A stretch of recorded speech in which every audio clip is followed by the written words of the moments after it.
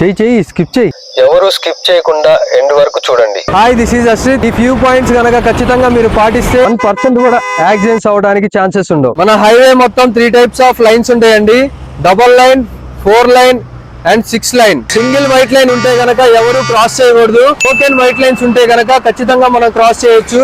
Broken lines ఉన్నాయి కదా అని చెప్పి లెఫ్ట్ సైడ్ నుంచి అయితే క్రాస్ చేయకూడదు. ఏ వెహికల్ అయినా మనం క్రాస్ చేయాలి అనుకుంటే గనక రైట్ సైడ్ నుంచే క్రాస్ చేయాలి. సింగిల్ ఎల్లో లైన్ ఉంటే మాత్రం ఎవరు క్రాస్ చేయొద్దు.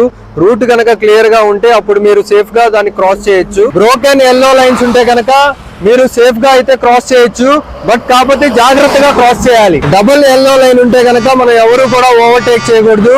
Be careful. అలానే ఒక లాంగ్ లైన్ పక్కనే బ్రోకెన్ ఎల్లో లైన్ ఉంటది. స్ట్రైట్ ఎల్లో లైన్ పక్కన ఉన్న వెహికల్ ఏదైతే ఉందో ఆ వెహికల్ కూడా ఎప్పుడు రైట్ సైడ్ కి రావడానికి ఛాన్సెస్ ఉండవు. Right side broken yellow lines ఉంటాయి.